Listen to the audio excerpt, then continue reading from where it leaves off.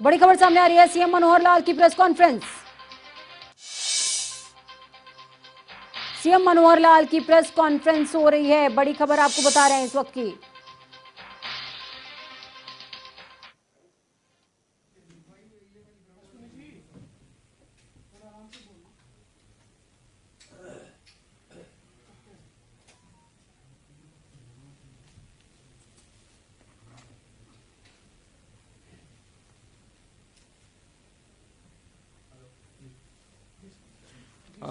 मित्रों, मैं आज के एक घटनाक्रम से अपनी बात शुरू करूंगा। आज हम लोगों ने करनाल के घरौंडा विधानसभा के कैमला गांव में एक किसान महापंचायत ऐसे का आयोजन किया था।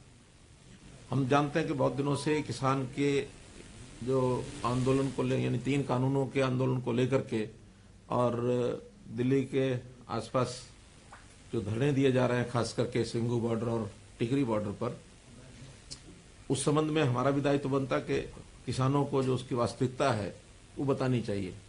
वरना एक साइड एक भ्रम फैलता हुआ जो नजर आ रहा है, उसमें से जो स्थिति साफ अगर नहीं होगी तो वास्तविकता लोगों को नहीं पता लगेगी। एक पंचायत हमने पीछे नारनौल में की थी, उसकी जानकारी सब लोगों को हुई। आज हमने ये कार्यक्रम रखा था और कार्यक्रम को शुरू करने से पहले कल हालांकि जो आंदोलनकारी थे उन लोगों से, उनके नेताओं से बातचीत वहाँ एडमिनिस्ट्रेशन की हो गई थी और उनके 12-13 लोग वो आए थे। डिप्टी कमिश्नर और वहाँ के जो और अधिकारी, उनसे बातचीत करने के बाद एक सहमति बनी थी कि एक सांकेतिक विरोध हम करेंगे, लेकिन रैली में कोई किसी प्रकार का हम कोई प्रदर्शन ऐसा नहीं करेंगे। उस बात पर विश्वास रखते हुए और प्रशासन ने भी अपनी तैयारी की और आज मुझे वहाँ जो पहुँचना था तो उससे पहले रैली में बड़ी संख्या में लोग उपस्थित थे। लगभग 5000 से ऊपर जनता थी और उस जनता के वहाँ पहुँचने पर सबसे पहले तो उनका आभार प्रकट करता हूँ। रैली में कोई किसी प्रकार का हम कोई प्रदर्शन ऐसा नहीं करेंगे, उस बात पर विश्वास रखते हुए और प्रशासन ने भी अपनी तैयारी की और आज मुझे वहाँ जो पहुँचना था तो उससे पहले रैली में बड़ी संख्या में लोग उपस्थित थे। लगभग 5000 से ऊपर जनता थी और उस जनता के वहाँ पहुँचने पर सबसे पहले तो उनका आभार प्रकट करता हूँ कि वो इस कार्यक्रम में वहाँ उपस्थित हुए। और ख़ास करके जो कैमला गांव जहाँ पर ये रैली थी, पूरा गांव का गांव और सब किसान उसमें थे, तो वहाँ उपस्थित हुए थे। लेकिन जैसा कल तय हुआ था उसमें से उन लोगों ने उस वायदे को उल्लंघन करके और कुछ लोग तो वहाँ रुके रहे जहाँ का तय हुआ था, लेकिन कुछ नौजवान उनके द्वारा चाहे उकसाए गए होंगे चाहे अपने आप आए होंगे, लेकिन उस वायदे का उन्होंने उल्लंघन किया, निभाया नहीं। हमारे नेता जो भी मंच पर पहुंच रहे थे सब पहुंचे हुए थे। केवल मुझे वहाँ हेलीकॉप्टर लेकर उतरना था तो हेलीकॉप्टर पर वो पहुंच गए बड़ी संख्या में, जिसके कारण से मैंने भी समझा कि क्योंकि लॉ एंड ऑर्डर की स्थिति नहीं बिगड़नी चाहिए, इसलिए सुरक्षा को ध्यान में रखते हुए और मैंने अपना हेलीकॉप्टर जो है निर्देश दे करके उनको और करनाल में उतारा। तो इसलिए कुछ समय के बाद हमारे प्रदेश अध्यक्ष उनका भाषण हुआ, शिक्षा मंत्री उनका भाषण हुआ, वहाँ जो विधायक हैं उनका हुआ और जो नेता वहाँ पहुँचे थे सबके भाषण हुए।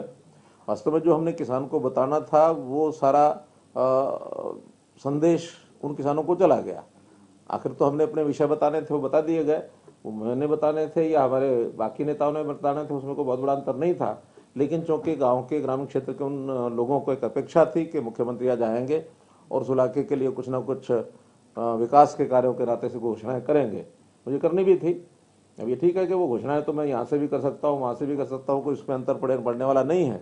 उस इलाके के विकास के काम के लिए लगभग 100 करोड़ रुपए की योजनाएं आज मुझे जो वहाँ बतानी थी वो निश्चित रूप से फिर किसी मौके पर उनको बता दी जाएगी। और 3 प्रोजेक्ट्स उनका उद्घाटन था 47 करोड़ रुपए का, वो भी वहाँ एडमिनिस्ट्रेशन ने या तो कर दिया होगा, नहीं तो फिर किसी मौके पर ऑनलाइन उसका उद्घाटन कर दूंगा। लेकिन कुल मिलाकर के आज के इस घटनाक्रम पर इतना ज़रूर मैं कहना चाहूँगा कि हमारे देश में एक स्थापित लोकतंत्र है, मजबूत लोकतंत्र है और मजबूत लोकतंत्र में हमने ये पाया है कि हमें बात कहने का अधिकार सबको है, विपक्ष को भी है, पक्ष को भी है। जो भी अपना यानी राइट टू एक्सप्रेशन के अंतर्गत जिस प्रकार का संविधान ने अधिकार सबको दिया है उसकी हम पालना करते हैं।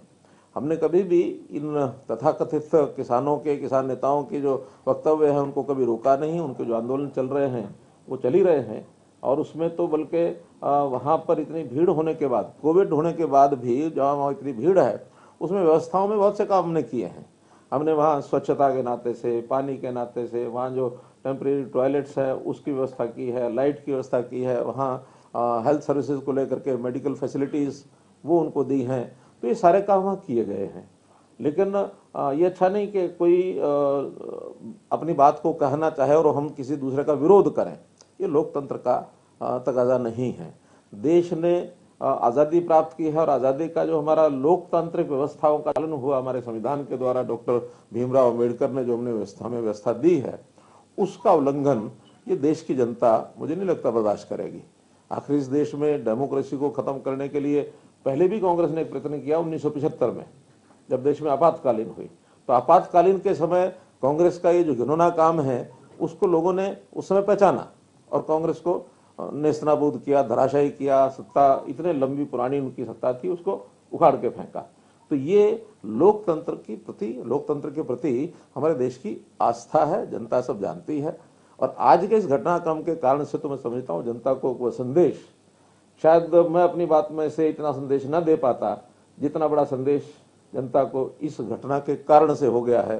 और बहुत से समाचार उसके बाद मेरे पास फ़ोन आ रहे हैं कि ये ठीक नहीं हुआ है और ठीक नहीं किया है। और इसमें से एक हमारे समाज में खास करके किसान वर्ग की भी बदनामी इन लोगों ने कराई है, क्योंकि किसान का ये रवैया नहीं हो सकता, किसान का ये स्वभाव भी नहीं। हमारा देश का किसान कितना ही कम पढ़ा लिखा होगा, भोला भाला होगा, लेकिन बहुत गहरी उसकी आस्था है इन चीज़ों में, वो बहुत समझदार है।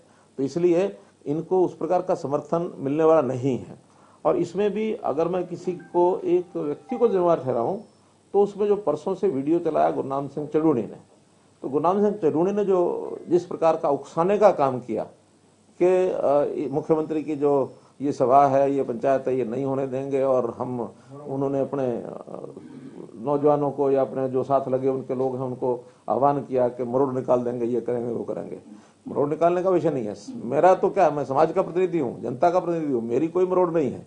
मुझे तो जनता के आशीर्वाद से ये स्थान अगर मिला है, तो ये जनता की अगर मरोड़ निकालनी है तो उनके सामने आ जाएगी, उसमें कहीं कोई देरी नहीं लगेगी। इसलिए अब वो बहुत ज़्यादा एक्सपोज होते जा रहे हैं। और इस आंदोलन के पीछे अगर हाथ है तो मैं समझता हूँ कांग्रेस पार्टी का बड़ा हाथ है, कम्युनिस्टों का बड़ा हाथ है। तो ये सारे लोगों को भी इस बात का ध्यान में आता है कि ये कोई तौर तरीका नहीं है, क्योंकि कांग्रेस के लगातार वक्तव्य इस प्रकार के आ रहे हैं, उकसाने के, सबके सामने हैं। और जो नेता इनके जितने भी आंदोलन पर बैठे हैं और जो बातचीत में भी जाते हैं, वो सब कम्युनिस्ट विचारधारा के हैं। वो कम्युनिज्म जिसका नेस्तनाबूद हो गए, बंगाल में हो गए, चाइना में हो गए, रूस में हो गए, आज ये पैर पसारने के लिए लगे हुए हैं कि इन आंदोलनों के माध्यम से हम यहाँ पैर जमा लेंगे, तो इनको भूल जाना चाहिए। तो इसलिए मित्रों, आज का ये जो घटनाक्रम है इसका मैं निंदा करता हूँ इसकी, और जिन्होंने आयोजन किया उनका मैं आभार प्रकट करता हूँ। चाहे वहाँ की जनता है, गांव की जनता है, उस इलाके की जनता है, चाहे वो कार्यकर्ता है, चाहे एडमिनिस्ट्रेशन है, मीडिया के लोगों ने भी बहुत सहयोग किया है। मीडिया ने सारी बात, चाहे प्रिंट मीडिया आज लिखेगा, चाहे इलेक्ट्रॉनिक मीडिया ने अभी तक दिखाया है, उनका सबका मैं आभार व्यक्त करता हूँ। और मैं समझता हूँ कि जनता को भी इसके बारे में जो जानकारी मिलेगी उसमें से निश्चित रूप से उनका एक रुख बनेगा। जहाँ तक किसानों के संबंध में है, ये सब बातें मैं पहले भी कह चुका हूँ, दोहराने के लिए, क्योंकि आज जो कुछ मुझे वहाँ कहना था वो आपके माध्यम से वहाँ तो अवसर शायद नहीं मिला, क्योंकि स्वाभाविक है कि जब इस प्रकार की कोई दूसरी हाइपर की जो घटना हो जाए तो उसके नाते फिर ध्यान उधर चला जाता है। अल्टीमेटली आखिर किसान के लिए देश के प्रधानमंत्री ने क्या कुछ नहीं किया। देश के प्रधानमंत्री के ऊपर ये कोई भरोसा नहीं करेगा कि वो किसान के विरोधी हैं।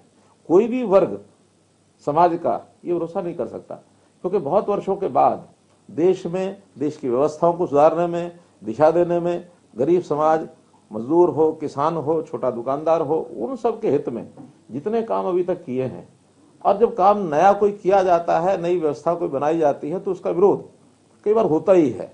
प्रारंभ में विरोध होता है, बाद में लोगों को लगता है ये बात बहुत अच्छी है। अगर मैं उदाहरण देता हूं तो आखिर जब जीएसटी का विषय था कितना विरोध हुआ था।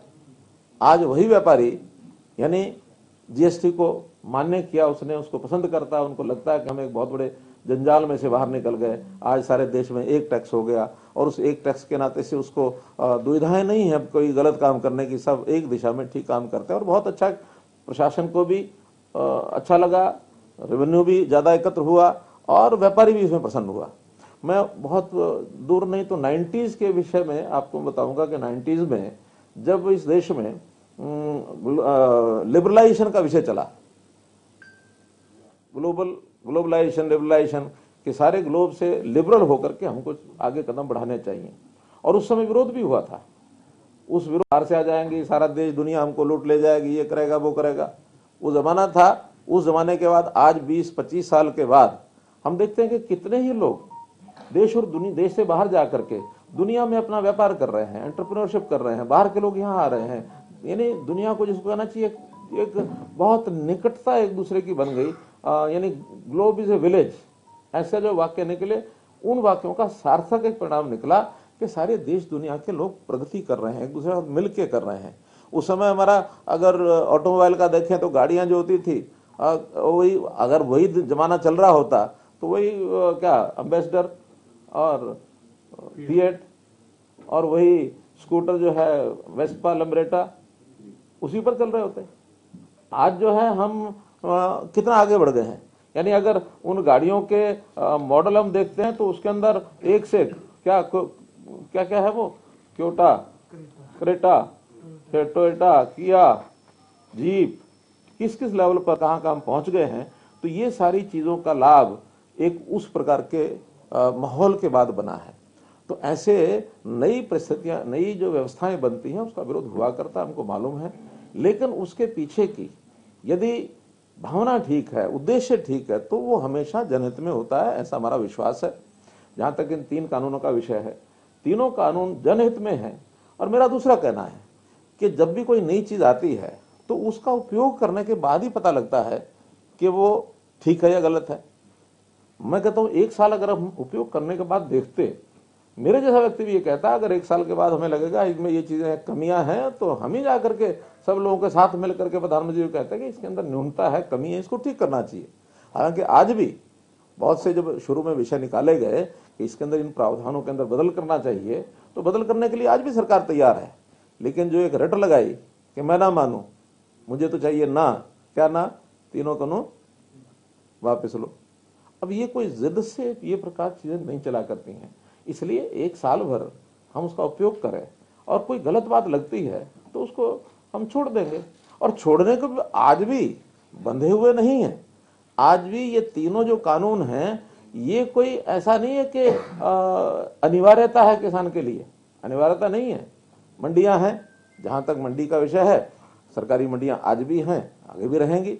उसके अंदर एमएसपी आज भी है, आगे भी रहेगा। एक रास्ता अल्टरनेटिव दिया गया है कि अगर प्राइवेट भी कोई मंडी आके खुलती है, उसमें यदि किसी को लाभ लगता है तो जाके बेचेगा, नो कंपल्शन। तो एक अल्टरनेटिव रास्ता दिया है, उसमें एमएसपी से ऊपर अगर मंडी में जाके कोई खरीदेगा तो उसको किसान को बेचने में कोई आपत्ति नहीं होगी, बल्कि उसको लाभ ही होगा। पहले ये नहीं था। एपीएमसी एक्ट में एक प्रावधान है कि हर एक परचेजर जो है, जो बायर है, उसको अपने आप को रजिस्टर कराना पड़ेगा। मंडी से बाहर ना कोई बेच सकता, ना कोई खरीद सकता है। एमएसपी जो है मिनिमम सपोर्ट प्राइस नहीं बल्कि मैक्सिमम, जिसको कहना चाहिए मैक्सिमम सेलिंग प्राइस, ऐसी उभर गई। हर किसी को लगता है ये एमएसपी है, इसके ऊपर नीचे तो करना नहीं, इसी पर खरीदना है, मामला खत्म। आज किसान को एक अल्टरनेटिव मिला। इसी प्रकार कंट्रैक्ट का जो नियम है, कंट्रैक्ट की खेती, कंट्रैक्ट की खेती किसी न किसी रूप में पहले भी तो चलती थी। आखिर 2 व्यक्ति मिलकर के, एक के पास जमीन होती थी, दूसरा उसको बुआई करता था। जमीन वाला इतना समय नहीं था या उसके पास साधन नहीं थे, या वो और कोई काम करता था अपनी खेती, वो जब नहीं करता था तो दूसरे को बटाई पर देता था। बटाई के नियम अलग अलग होते थे, कभी आधी आधी की बटाई होती थी, कभी 5वें हिस्से की बटाई होती थी, उन सब नियम अलग अलग हैं। और कभी ठेके के ऊपर होती थी, पैसा ले लिया और जो बुआई करने वाला उसी का नफा घाटा उसी का होगा। तो जो प्रकार पहले चलते थे आज थोड़ा बड़े स्वरूप में दे दिए, उसमें इतना ही तो कहा कि अगर आप चाहें तो किसी कॉर्पोरेट घराने को भी अगर कोई आता है, वो अगर कॉन्ट्रैक्ट पे करना चाहता हो तो उसके साथ कर सकते हो, करना जरूरी नहीं है। कोई किसान उसकी मर्जी हो तो करेगा, नहीं तो नहीं करेगा। इसके लिए किसी प्रकार का कोई बंधन या जबरदस्ती या अनिवार्यता ये बिल्कुल कहीं नहीं है। तीसरा, भंडारण का विषय। भंडारण में क्यों अनिवार्य है? इसलिए है कि भंडारण के बिना हमारी जितने भी फल, सब्जियां और अन्न है, प्रधानमंत्री जी ने स्वयं हमको जो आह्वान किया, बताया कि 1 लाख करोड़ रुपए की फसल, फल, सब्जी ये साल में खराब हो जाती है लगभग।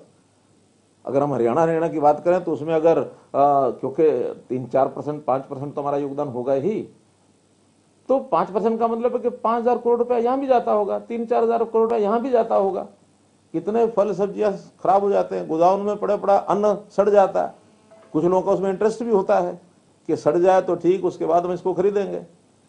तो ये सारी चीजें ठीक हों, किसान को भी कोई वेयर हाउसिंग बनाने के लिए, कोल्ड स्टोरेज बनाने के लिए, कोई भी व्यक्ति, न्यू एंटरप्रेन्योर, स्टार्टअप, किसान या कोई व्यापारी इन व्यवस्थाओं में आकर के काम करेगा तो सहयोग मिलेगा सरकार को। सारी व्यवस्थाएं सरकार के ऊपर छोड़ना संभव भी नहीं है, हो भी नहीं सकती हैं। सरकार आखिर कितना करेगी? और सरकार के काम भी ये नहीं है। व्यापार करना सरकार का काम नहीं है। सरकार का काम व्यवस्थाओं को ठीक करना है। हाँ, जब कभी टकराव, इन चीजों में इंटरेस्ट में जब टकराव होता है, प्रतियोगिता होती है, तो उसमें कहीं ना कहीं इस प्रकार के विषय भी होते हैं कि कोई एक मानो व्यक्ति लाभ कमाता है तो कई बार दूसरे की कॉस्ट पर कमाता है, दूसरे को हानि होने लग जाती है। तो कोई किसी की कॉस्ट पर काम न करे, संतुलन बैठाना ये सरकार का काम होता है। सरकार उसमें नियम पॉलिसीज बनाती है। तो इसलिए मित्रों, ये जो चीजें हैं, भंडारण की हो, चाहे कॉन्ट्रैक्ट खेती हो, चाहे मार्केटिंग की बात हो, ये सब किसान के हित में बनाई गई है। लेकिन सभी ऑप्शनल हैं, कोई भी कंपलसरी ऐसा विषय नहीं है कि किसान को इसके ऊपर जाना ही जाना है। किसान को जिस दिन लाभ लगने लगेगा उस दिन वहां जाएगा। लेकिन हम तो और भी किसान के हित में कितनी बातें और कर रहे हैं। आखिर किसान का जो समस्याएं हैं, सबसे बड़ी समस्या उसकी जमीन का जो रेवेन्यू रिकॉर्ड है, वही इतने फंसे हुए हैं कि उसमें इतनी लिटिगेशन, झगड़े। हम उस पर डिजिटलाइजेशन कर रहे हैं, उसको डिजिटलाइजेशन के माध्यम से उसको दुरुस्त कर रहे हैं ताकि उनके आपसी झगड़े पिछले खत्म हो, आगे झगड़े ना हो। कितनी जमीन खराब है, और जमीन की सीमा है हमारे यहाँ 70,000-72,000 एकड़, 70-72 लाख एकड़ ये हमारी एग्रीकल्चर लैंड है। तो उसमें से भी 8-10 लाख एकड़ खराब जमीन है, सलाइन है, एल्कलाइन है। हम उसको ठीक करने के लिए लगे हैं। हमने टारगेट रखा कि इस साल 1 लाख एकड़ हम जरूर ठीक करेंगे। तो उस 1 लाख एकड़ के लिए किसानों को आह्वान भी करेंगे। उसके साथ कुछ थोड़ा बहुत उसका भी इंटरेस्ट जागना चाहिए कि मैं जमीन ठीक कराऊंगा तो मेरी जमीन का लाभ मुझे ही होगा। तो पहले 1 लाख में कौन आगे आता है उसका हिसाब करेंगे। इसी प्रकार से कौन क्या फसल बोए, क्रॉप का, यानी उसका जो टोटल क्रॉप कितनी हो, इसके टारगेट्स हमारी आवश्यकता के हिसाब से वो हम रखने के लिए योजना बना रहे हैं। किस किसान, यानी किसान को कौन सी फसल बोने में लाभ ज्यादा है। आखिर तो किसान भी इनकम के लिए काम करता है ना, तो इनकम ज्यादा किस में हो सकती है? एक जैसे इनकम में तो सब में तो नहीं होती। तो आज हमारी आवश्यकता किस चीज की है? हमारी आवश्यकता सब्जियों की है, फल की है, मसालों की है। आज हमारी आवश्यकता यानी गेहूं की और धान की उतनी नहीं है। देश को भी जितना पैदा होता है उससे सरप्लस है। हमें रिक्वायरमेंट, जो फूड सिक्योरिटी की रिक्वायरमेंट है, इस साल का और 1 साल का और 2 साल का फूड ग्रेन हमारे स्टॉक में रहना चाहिए। आज 5 साल का फूड ग्रेन हमारे स्टॉक में है, इसका मतलब 3 साल और आगे तक भी रखा हुआ है। तो अगर उसको हम थोड़ा कम करेंगे, एक इक्विलिब्रियम जो है, संतुलन जो है बैठाना पड़ेगा। बाकी चीजों का आवश्यकता उसमें हम करेंगे। बहुत चीजें ऐसी जो इंपोर्ट करते हैं विदेश से। अब एक फल है मानो अंजीर, अंजीर हमारे देश में नहीं होता, हो सकता है। अभी मैंने साइंटिस्ट से पूछा, मैंने कहा अंजीर क्यों नहीं होता भाई? उन्होंने हो सकता है। मैंने कहा हो सकता तो करो इस बार हरियाणा में, ज्यादा नहीं तो 150 एकड़ की खेती शुरू करो, बाद में देखेंगे और ज्यादा। अभी तो सारा पश्चिमी देशों से वहीं से आता है सब।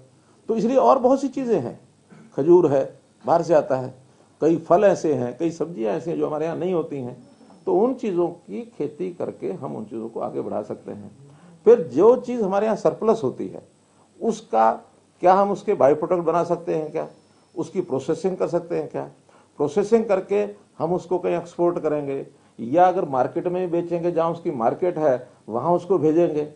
मार्केट भी कई प्रकार की, एक सामान्य गरीब आदमी की मार्केट है, वो तो अपना 2 समय का भोजन कर सकता है, उसको उतना उपलब्ध होना चाहिए, उसकी सिक्योरिटी उसकी होनी चाहिए।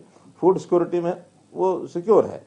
फूड सिक्योरिटी में 1 रुपया, 2 रुपया, 3 रुपया किलो अनाज जो है वो उसको मिलता है, और वो सरकार जो है उसको प्रोक्योर करती है। प्रोक्योरमेंट करने के बाद अनिवार्यता है सरकार की, देना ही पड़ेगा, तो इसलिए वो प्रोक्योरमेंट वो तो समाप्त हो नहीं सकती। लेकिन अच्छे ऐसे लोग जो अपनी कैपेसिटी अच्छी रखते हैं, जो जिनकी क्षमता है, बाइंग कैपेसिटी है, वो खाने के अच्छे प्रकार भी खरीदते हैं। जब अच्छे प्रकार खरीदते हैं तो उसके प्रोडक्ट वैसे ही बना करके बेचे जा सकते हैं। अब आलू है 5 रुपए 10 रुपए केजी है, लेकिन आलू की जो चिप्स है बनी हुई वो 20 रुपए पैकेट से लेकर 100 रुपए पैकेट तक है। तो ऐसे ही सब चीज़ों के प्रोडक्ट सीधा जो है एक सीमित सीमा होती है हर चीज़ के उपयोग करने की, चीनी है, अब सीधी उपयोग तो नहीं हो सकती, कोई सीधी थोड़ी खाएगा, उसके प्रोडक्ट बनते आगे, प्रोडक्ट बना करके आगे बेचेंगे। हमने बाजरा खरीदना शुरू किया, बाजरे का उपयोग तो हमारे यहाँ 2 लाख मीट्रिक टन का है, हमने 7.5 लाख मीट्रिक टन खरीद लिया। तो इसमें से प्रोडक्ट बनाएंगे हम, प्रोडक्ट बनाने के बाद इंडस्ट्री लगाएंगे, और ये इंडस्ट्री लगाने के लिए जनता को, उसमें किसान भी होगा, किसान का बेटा भी होगा, सब होंगे, उनको इसके लिए हम आह्वान कर रहे हैं, आगे बढ़ा रहे हैं। तो ये सारी चीज़ें यानी एग्रो बेस्ड इंडस्ट्री या किसान की आय अधिक बढ़ाने के लिए जो एलाइड जो प्रोजेक्ट्स हैं किसान के लिए, मानो खुम्बी फार्म है, मानो मधुमक्खी फार्म है, पिगरी है, ये डेयरी है, पोल्ट्री है, तो ऐसे बहुत से ऐसे प्रोजेक्ट हैं कि जिनको किसान के साथ, खेत के साथ लगाने में हम सहयोग कर रहे हैं ताकि उसकी आमदन बढ़े। सामान्य किसान और साथ में प्रोग्रेसिव फार्मर, हमने प्रोग्रेसिव फार्मर को आह्वान किया है कि आप आइए आगे, अपने जैसे 10 किसान और बनाइए, हम आपको सहयोग करेंगे। हमने कंपटीशन पैदा करने के लिए उनकी सम्मान योजना एक बनाई है ताकि किसान आगे आए। पानी की आवश्यकता के लिए हम कर रहे हैं, लखवार डैम है, रेणुका डैम है, किसाऊ डैम है, इसके ऊपर हम काम कर रहे हैं। एसवाइल का लड़ाई चलेगी, चलती रहेगी, कब सफलता मिले कब ना मिले, लेकिन जो कुछ नए प्रोजेक्ट्स हैं वो भी तो हम कर सकते हैं। फिर जितना पानी है उसके लिए हम मानो माइक्रो इरिगेशन के प्रोजेक्ट, ताकि कम पानी में ज़्यादा सिंचाई हो जाए। हर खेत को पानी पहुंचाने का काम ये हमने शुरू कर दिया, उसका रजिस्ट्रेशन अब शुरू हो जाएगा। 4 जिले छांटेंगे, इन चारों जिलों में आने वाले साल भर के बाद कोई 1 एकड़ भी नहीं बचेगा सिंचाई के लिए जो रह गया हो। उसके लिए उस प्रकार के बड़े प्रोजेक्ट बनाएंगे, पीपीपी प्रोजेक्ट बनाएंगे, सोसाइटीज बनाएंगे, सरकार मदद करेगी, 85% हम उसमें सब्सिडी दे रहे हैं। तो ऐसे कितने ही काम हमारे एजेंडे में हैं। किसान की फसल ठीक से बिक जाए, उसका ठीक से रिकॉर्ड ठीक बन जाए, मेरी फसल मेरा ब्यौरा, ये हमने शुरू किया। आज हर किसान को जिस दिन उसकी बारी आती है उसको SMS पहुंच जाता है, कल तुमने फसल लेके आनी है। नहीं तो हमने देखा मंडी में 4-4 दिन 5-5 दिन ट्रॉली लेके जाते थे, किसानों को मंडी में सोना पड़ता था। अब किसान को मंडी में सोने की आवश्यकता नहीं है। पेमेंट पहले आड़ती के थ्रू आती थी, इस बार 52% ऐसे किसान हैं जिनको सीधी उनके अकाउंट में पेमेंट गई है। सिर्फ 48% ने जिन्होंने कहा कि हमारी पेमेंट आड़ती के थ्रू दे दो, उनको आड़ती के थ्रू दे दी, कोई समस्या नहीं आई। पहली बार किसानों के खाते में सीधा लाखों रुपया गया है। किसान की इनकम कैसे बढ़े, हमारा ध्यान इधर है।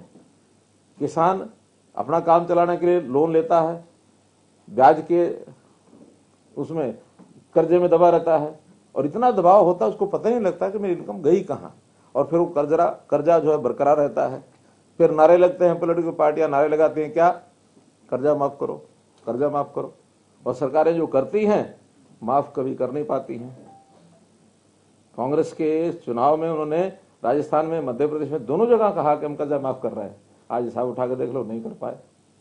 हमने हालांकि आने के बाद 3.5 लाख किसानों का ब्याज और पेनल्टीज वो माफ की, 1000 करोड़ रुपए से ऊपर ये हमने माफ किया। क्योंकि अगर ब्याज कर और वो तो छोड़ सकते हैं हम, लेकिन अगर उसका जो मूलधन है वो छोड़ा है तो जो एजेंसियां हैं फाइनेंस करने वाली, बैंक हैं, वो डूब जाएंगे या सरकार से भरना पड़ेगा। तो हम क्यों ना ऐसे प्रयत्न करें कि कर्जे की बजाय उसकी इनकम बढ़े।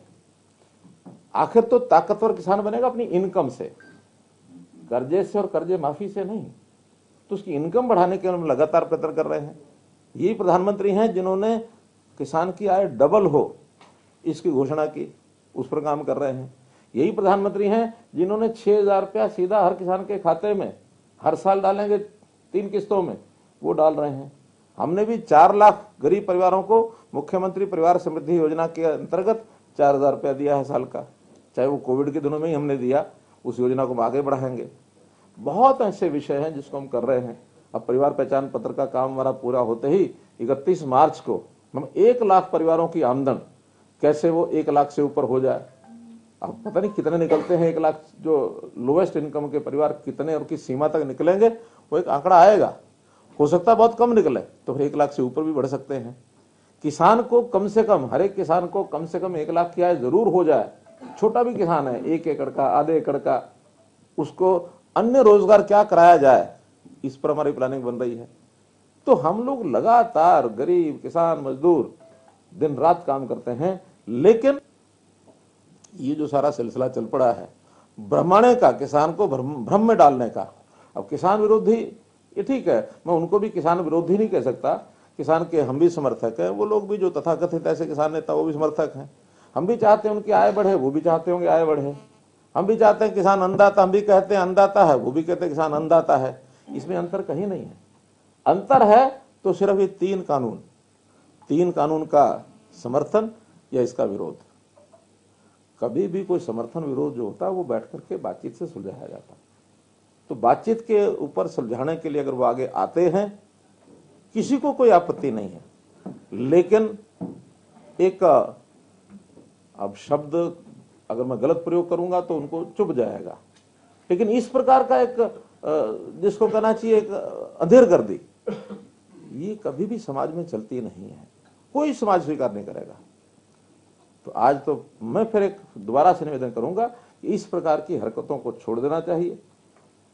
लोकतंत्र में सबको पूरा अधिकार है, सबको अपनी बात कहनी चाहिए, किसी का भी कोई मूछ ऊंची नीची नहीं होती है। जब हम सब कर रहे हैं उनको भी इस प्रकार से करना चाहिए।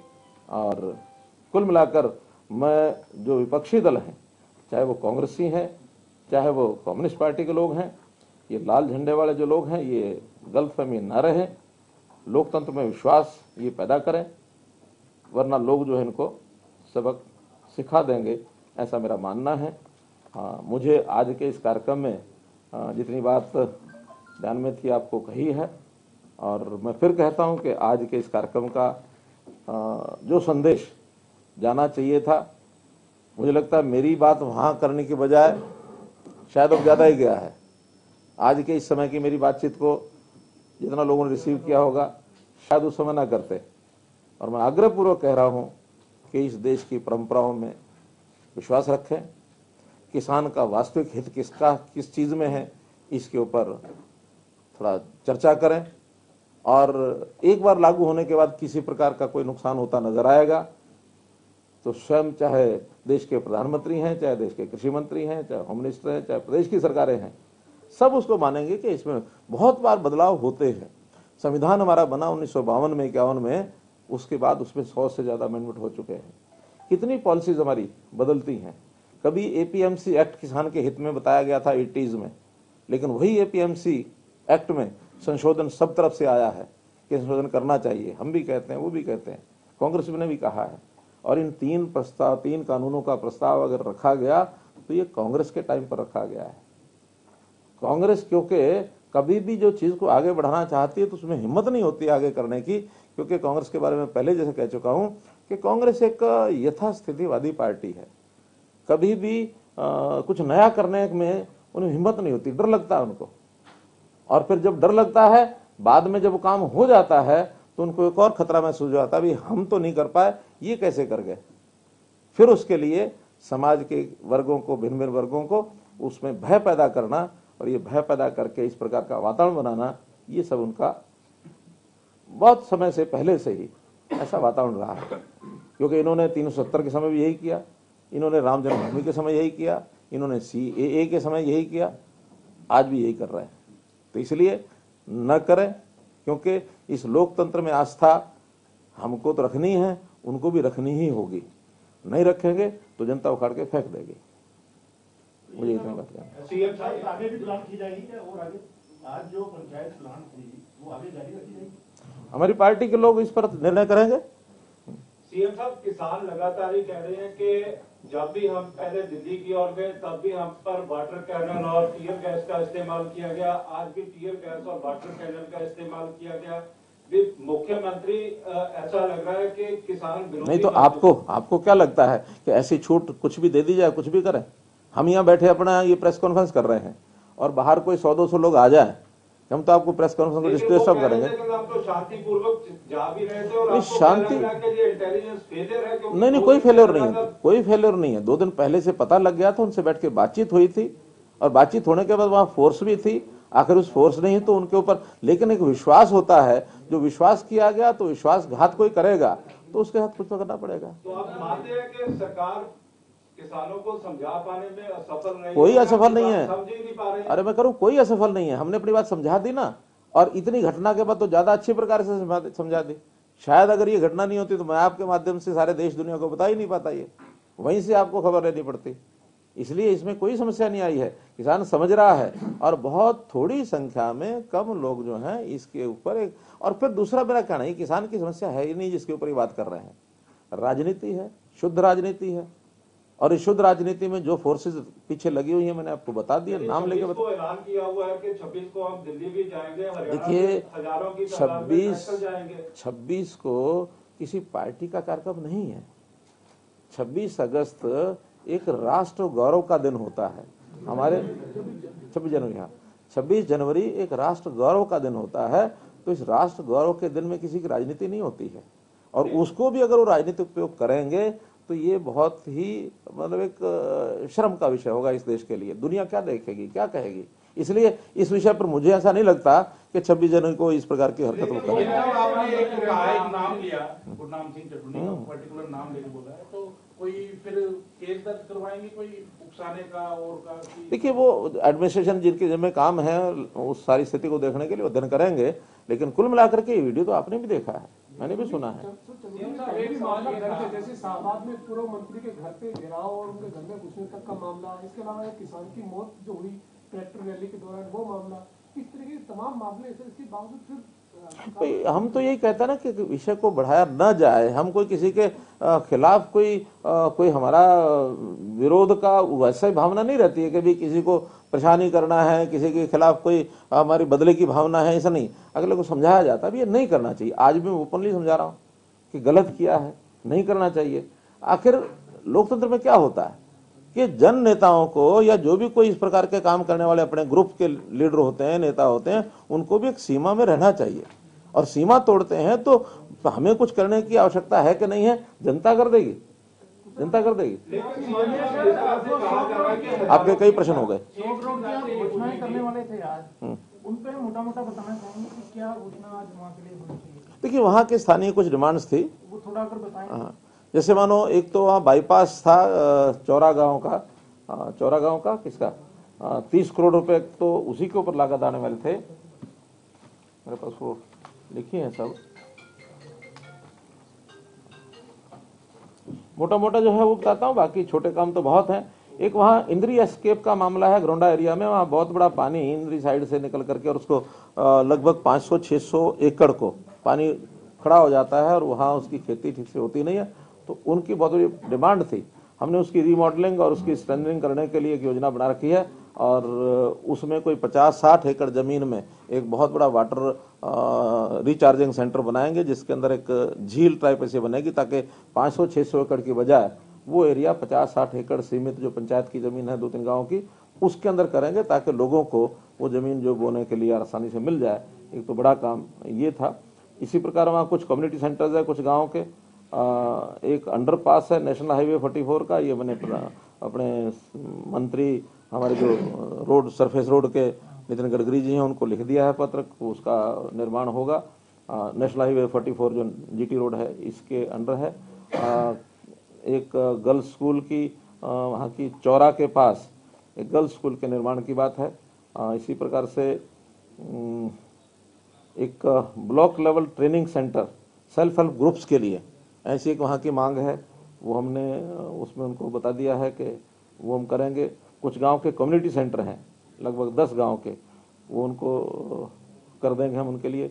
10 गांव में इसी प्रकार से जो योग कम व्यायामशाला, जिसमें से एक बड़े गांव का कोई जहां 5-6 एकड़ जमीन होगी उसमें स्टेडियम और बाकी जगह में व्यायामशाला आसपास के जो गांव हैं ये सब करेंगे। कुछ 8 गांव के स्कूलों की नई बिल्डिंग बहुत पुरानी हो चुकी है, वो हमने मंजूर की है। एक हैफेड का कोल्ड स्टोरेज बस्ताड़ा गांव में, ये लगभग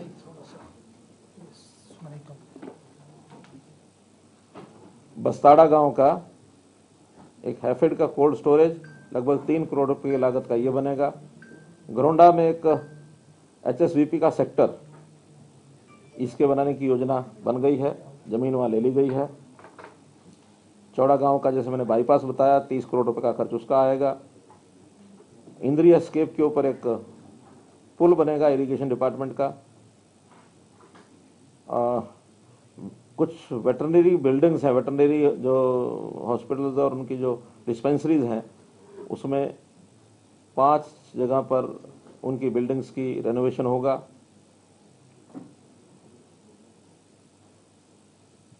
कैमला गांव के कुछ 3-4 काम उन्होंने अलग से बताए हैं, वो सब करके और अलग से 2 करोड़ रुपए की उनकी हमने कैश ग्रांट भी उनको मंजूर की है।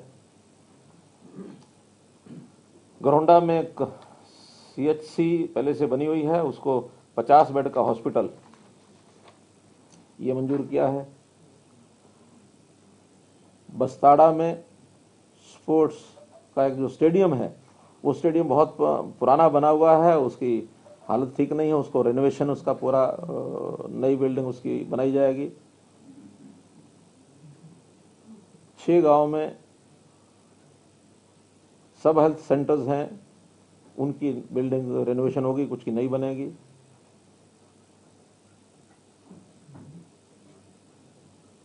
कुछ रोड्स हैं छोटी बड़ी,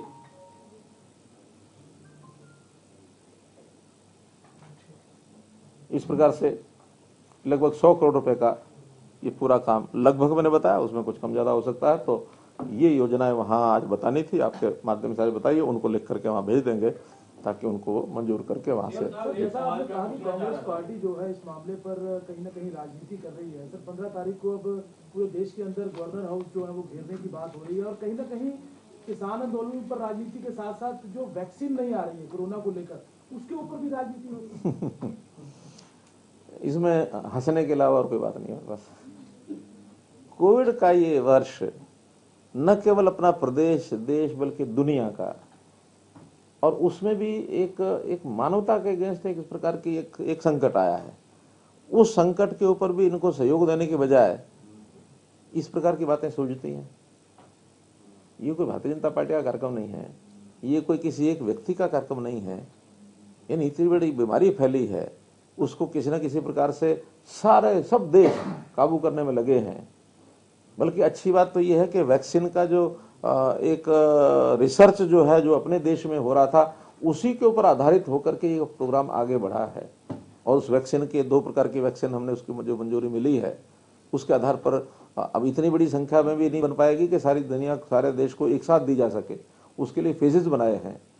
सबसे पहला फेज में रखा है कि जो हमारे वर्कर्स हैं, फ्रंट लाइनर्स, कोविड वॉरियर्स जिनको कहा है, हमारे यहाँ प्रदेश में लगभग 1.5 लाख वर्कर है वो, तो सबसे पहले उनको करेंगे। फिर उसके बाद आगे एज वाइज या कुछ कैटेगरी वाइज करते हुए कोशिश रहेगी कि ज़्यादा लोगों को वो उसका कोरोना का यानी इसका जो वैक्सीन है इसका लाभ पहुंचाया जा सकता है कि इस बीमारी का ये चक्र है, ये साइकिल है, ये हम कैसे तोड़वा सकें। मैं समझता हूँ आज के विषय तक अगर हम सीमित रहेंगे तो ज़्यादा अच्छा, वरना फिर एक सवाल है कि कोरोना वैक्सीनों की हरियाणा में फ्री लगाई जाएगी या इसके भी पैसे लिए जाएंगे? देखिए अलग अलग प्रकार इसके आएंगे। गरीब आदमी को फ्री मिलेगी और जो आउट ऑफ टर्न अगर लेना चाहेंगे, क्योंकि इसका खर्च तो काफ़ी आएगा, जो खर्च आएगा उसको सब्सिडाइज करने के लिए अगर कुछ लोग सहयोग करेंगे तो अच्छा ही होगा। सीएम साहब, ऐसे आज घटना घटी है, ऐसी आगे घटना ना घटे इसके लिए आज जो सरकारी काम में बाधा पहुंचाई गई है, क्या मामले भी दर्ज किए जाएंगे क्या? देखिए पहला काम अपील करना, हमने अपील की है और अपील में से चीजें रुक जाएं तो ज्यादा अच्छा होता है। हाँ आप कुछ बोल रहे थे? सर 2 चीजें, एक तो वैक्सीन के बारे में कि पीछे बात चली थी कि हरियाणा से कुछ लिखित थी जो मंत्री देखिए एक भावना थी कि लोग ज्यादा एक्सपोजर होता है, कोई बड़ी आवश्यकता होती है ऐसा नहीं है। आखिर एक्सपोजर में जिसको एक्सपोजर ज्यादा होता है, जैसे अब जो हमारे कोरोना वॉरियर्स हैं उनको पहले क्यों रखा गया कि उनका एक्सपोजर ज्यादा है, उस प्रकार के केसेस को डील करते हैं। जनता में घूमने का एक्सपोजर जो है वो पॉलिटिकल लोगों का कुछ ज्यादा होता है, लेकिन फिर भी अब उसके ऊपर हम कोई बहुत रिजिड ऐसा नहीं है। जब भी कभी बारी आएगी ना, तो दूसरी तीसरी बारी में जो 50 वर्ष के ऊपर के हैं, एज वाइज जो ग्रुप बना है 50 वर्ष से ऊपर का शायद प्राथमिकता देंगे, काफी लोग तो उसमें आ ही जाएंगे।